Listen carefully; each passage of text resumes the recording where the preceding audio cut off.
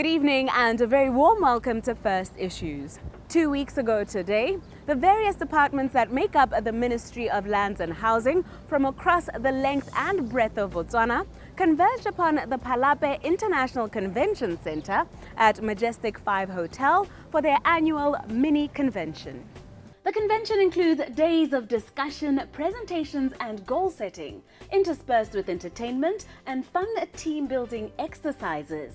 Cohesion appears to be a top priority for the ministry, and this was also made evident in the theme of this year's mini convention, being 50 years of service to the nation, united and proud.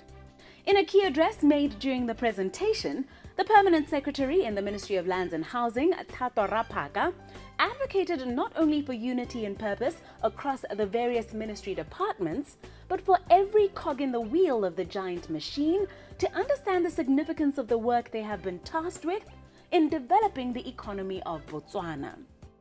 He said that every venture, whether it be in agriculture, tourism, commercial or industrial, requires that there be sound land management practices in place. He also said that land, a key factor of production in economics, holds a meaningful place in the collective hearts of Botswana, and that ha gona Motswana yo sa buing ka lefatshe, ha gona Motswana yo sa buing ka boroko, and that it was up to every individual gathered at the mini convention to ensure that this access to land is provided. We speak to him this evening on First Issues to get a better understanding of the ministry's efforts towards efficiency and, of course, gauge the achievements that have been obtained through these department-wide annual conventions.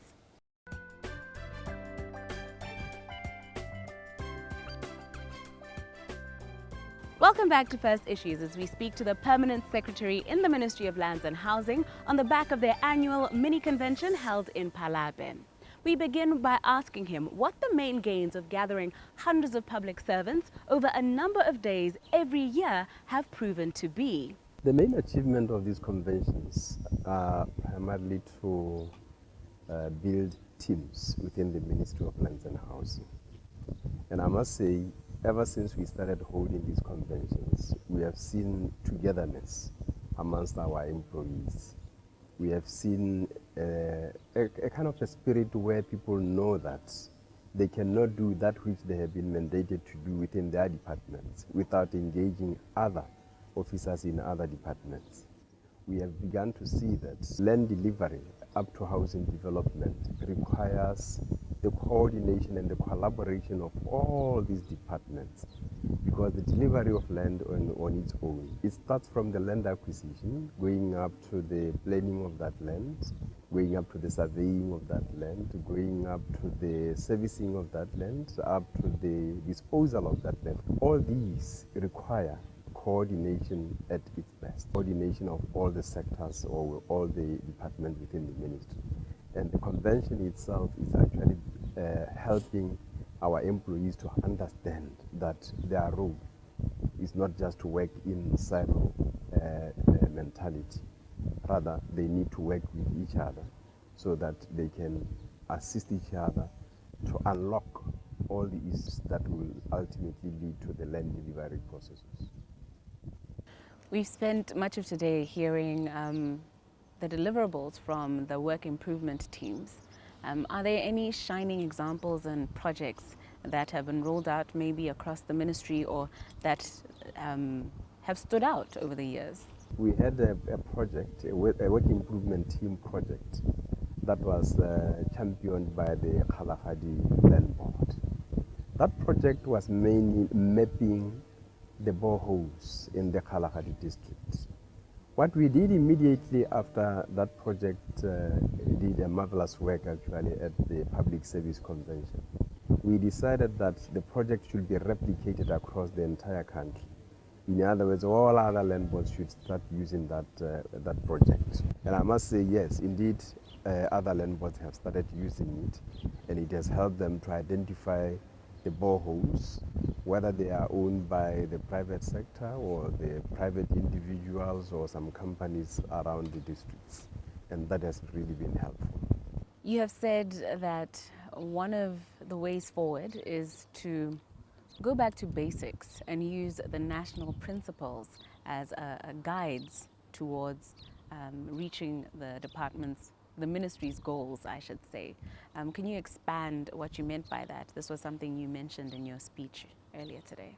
As a country, we have had the national principles from way back. The national principles of self-reliance, development, democracy, unity, and of late, vote. Now, all that I meant by this was simply that if we can look at these principles and unpack this and relate them to our mandate, then we would understand why we exist as a ministry.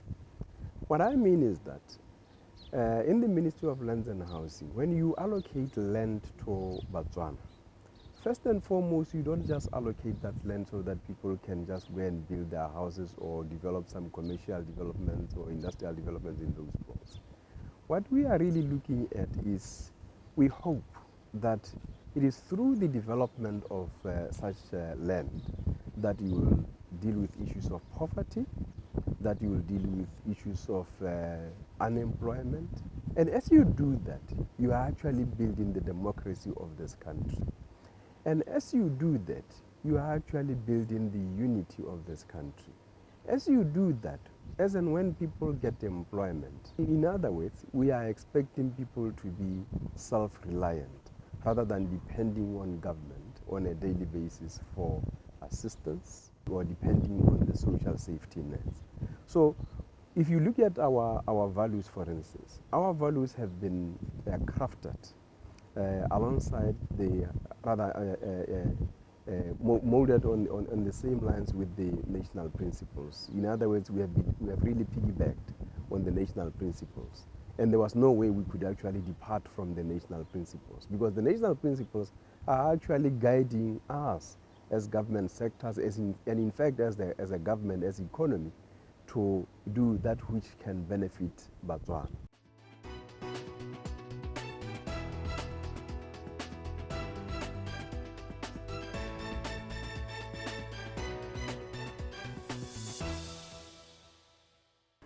Welcome back to First Issues, as we consider both the objectives and the outcomes of the annual mini convention held at Phalape for the Ministry of Lands and Housing. Every one of the around 550 people at the mini convention was most likely transported to Phalape by the ministry's drivers.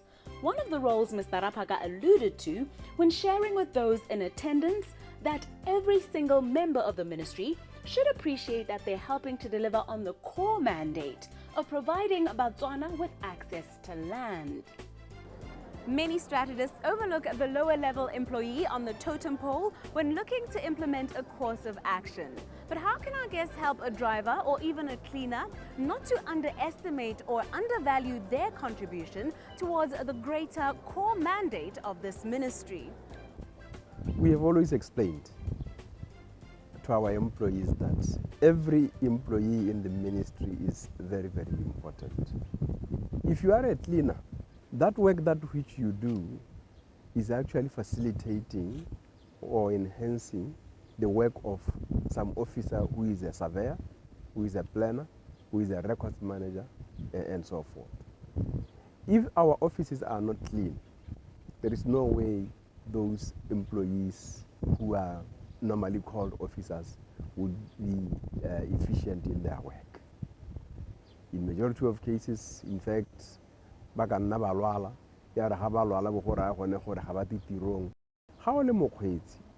you should know that those officers, by and large, they have to go to the surveys, they have to go to do some planning work, they have to go and procure certain things.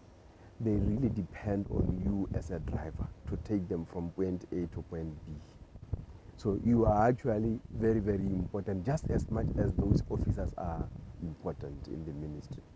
So we really want to impress upon all our officers, all our employees, to know that it is incumbent upon us to ensure that everybody, every employee is treated well, because without treating those employees well, then we are likely not to deliver services efficiently and effectively to our citizens. I guess that's the theme for this year's mini convention, being, of course, unity. Exactly. that it is actually part of that, because you can think of a situation where o tsa hela gore nya yo ke mokgweetsi kante yo ke cleanera e be le gore ga o moruti ka public relations. But what will normally happen is that ha batho ba taha, our clients, our customers ba tsile go kopa dithuso kana ga go pale gore bakgweetsi ba kante ma cleanera o ba ra batho ba re why batho ba ga ba bereke le ga ile sepele. But if you teach them about public relations, they would know how to treat our customers. They would know how to guide our customers. Other employees are still busy with other things. That is very true. They are often overlooked when it comes to strategy and in the implementation of that is true. Overall strategy. That is true. Yet they contribute a lot to the, to the building of, the mandate of an organization. Speaking of strategy, I think a few years ago when we spoke about the main impediments when it comes to public confidence in the work of the ministry, you had singled out corruption as a major thing that really affects customers' trust within the Ministry of Lands and Housing. Is that still the main stumbling block, or have you identified other major causes or grievances that the public has with regard to the work of this ministry? I think the major complaint nowadays is that of service delivery. But you see, going back to corruption, corruption manifests itself in many ways. If people don't get the right service at the right time, that could actually lead to corruption. But of course, like I said, as of now, people are really complaining about service delivery. But we are doing all we can to make sure that we meet the people's needs and aspirations. One of the things that we have done is really to move away from the so-called help desks to building customer service centers. We have started, for instance, with the ministry. We are moving towards building a customer service center. We have encouraged all our land boards to build customer service centers. And our hope is that as we build these customer service centers, we will be in a position to serve our customers efficiently and effectively. Our hope is that as and when there are some corrupt practices or some things which are not being done in the manner in which we are expected to deliver services, things that could be conceived or misconceived to be, or perceived to be, rather, corrupt practices, then people should be able to report those things to the customer service centers. But we hope that as we continue to build these customer service centers, we will be able to deal with all these social ills that we are having, such as corruption and the lack of service delivery to the customers. I'm sure that type of feedback would really go a long way in helping you deliver. But when you converge again in 2017, what are the main things that really you would have liked to have achieved? What would you like to be reporting back on next time? The key thing that we really want to look back and check whether we have performed adequately is whether we met the principles of Vision 2060. Did we meet the pillars of 2016? Did we serve Botswana such that we can have prosperity for all? Yes, we don't expect 100%, but at least we should be saying, as at the time when Botswana were celebrating year 2016, as a time when Botswana were saying we are 50 years old as a nation, as a time when Botswana would be saying, yes, this is a time when we are moving towards the end of the year that we had set as a country to be prosperous. Did we achieve all that? So as we move towards 2017, the key thing will really be to gauge our performance in the previous years. And we will also be charting the way forward to say how best do we implement our National Development Plan 11, and are there any new strategic issues that we really want to put forward so that in the new millennia we could be able to serve Botswana better. We thank you so much for your time, but if you have any final words to our viewers and the major stakeholders within the department, Please feel free to share them. I wish our colleagues, I wish our officers could understand that we exist as organizations primarily because people are there to be served. That is the most important thing that we really have to understand. These are the people who are paying our salaries through the taxes that they are paying, through their being as individuals, and through their being as communities of this country. And we really have to make sure that we do serve them as efficiently and as effectively as possible. But of course, to our communities, to our people, to our citizens, yes, we know that somewhere, somehow, there may be some people who may not be doing that which is expected of them, that is serving them. And we can only appeal to them. Ha go nang le ha ba bonang bangwe ba eleng gore gongwe ga ba re thuse teng kante ga ba ba thuse teng, they should not shy away from reporting such to our offices. We have the toll-free numbers. We have the numbers that we have provided, that we always display for our customer service centers, and they should really feel free to call us at any point in time to tell us about anything. We are all very vested in seeing the Ministry of Lands and Housing become more and more efficient. And we hope that seeing this look into their efforts behind the scenes has been encouraging.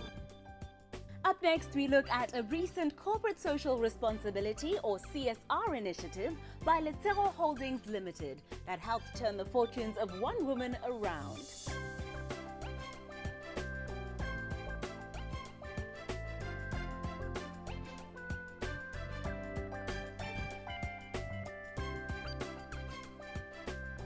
Welcome back to First Issues. As in this final segment, we commend homegrown company Letshego Holdings Limited for their recent corporate social responsibility project on Saturday the 16th of April in Phalape. That was graced by the Assistant Minister of Health, Dr. Alfred Madikele.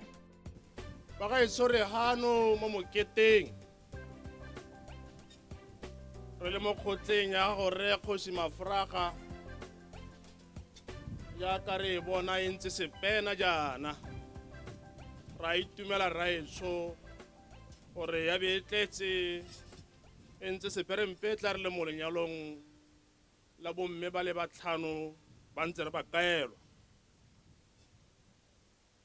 me ke le boge hete wa Letshego le bo monnawe gore ebe ba ntaleditse motsatsi la gompijeno gore ke tle go nna mongwe wa basupi mongwe o e leng gore e tla re ka moso le ena re ne ke le teng ke ne ke le teng ha maraka wa jwa ke ne ke le teng ha dikgomo tse di lesome le bohera bongwe ga mmogo le poo di ne di a jwa ko Phalape mongwe wa bomme ba bahano CSR initiatives do not only contribute to and support your marketing tools, such as brand awareness, or enhance your company's corporate image and ultimately your return on investment. They can help stabilize the social and economic environment in which you operate.